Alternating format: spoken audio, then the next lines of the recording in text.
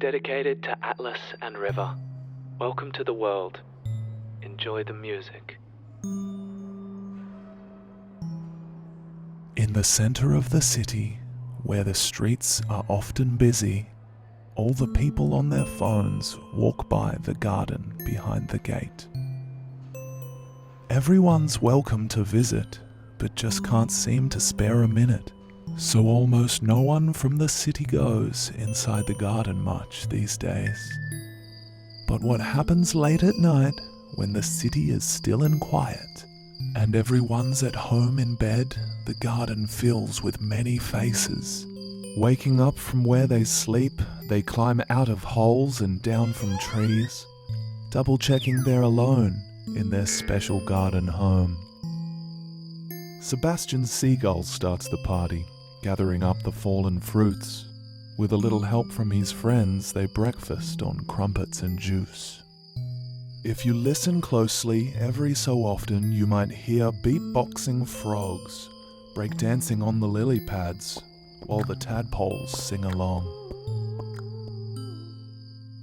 Earl the eel is the eldest, and he wears a silken robe as the others gather round to hear his tales from long ago. Howie the yowie flies his kite and he sleeps under the bridge.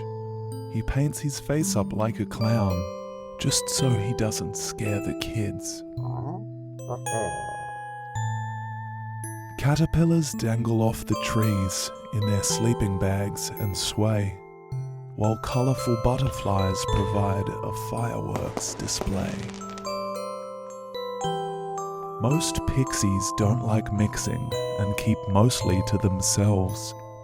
Any bush turkeys hunting worms get chased away by prickly spells. The stink bugs look so pretty, it's a pity because they host such legendary dinner parties. Just don't forget to peg your nose.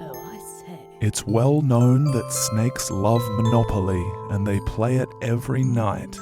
But their games never last long because no one can hold the dice. Cameron Cockatoo rock and rolls to heavy metal music.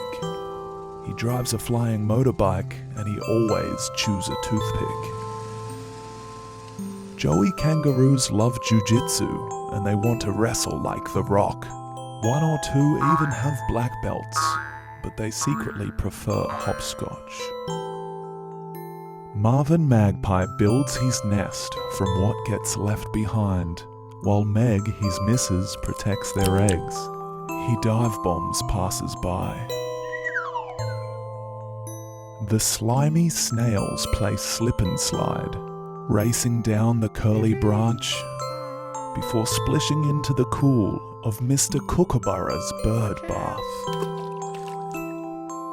The lavender and the rose plants pull themselves out and lace their boots, and they kick around the football until they're weary to their roots.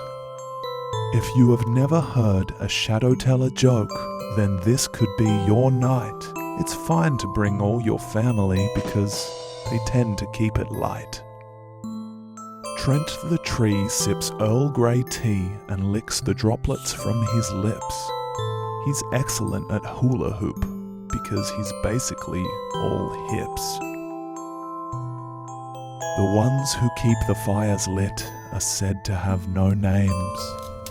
They are happy staring at the stars and dancing around the flames. A wombat plays the banjo while a scarecrow plays the bass. After old Tomcat moved in next door, he yowls regular complaints.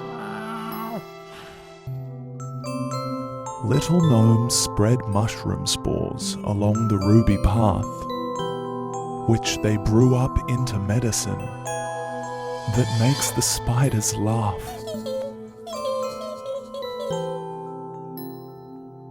It's rumoured that a unicorn trots around before sunrise, but all that's ever seen of her is a trail of French fries. Madam Honey makes her money reading tarot cards because she can see the future and what's written in the stars. Ronnie Rooster never used to think he'd lift off the ground, but now in Royce Raccoon's hot air balloon, he rarely comes back down. The statues water plants and make sure all the grass is mown. Then they gobble up the clippings before turning back to stone. Bright fireflies and glowworms have made a deal with the swans to keep the place well lit so they can see their feathered reflections in the pond. Barry Bluetongue writes a new song each and every night. When someone asked him why he does it, he said, "It makes me smile." In the center of the city, when the streets aren't quite so busy, in the dark and quiet of night, until the sun comes up, they play. Now that you're in on the secret, do your best to try to keep it, and we hope that you'll come visit to our garden home one day.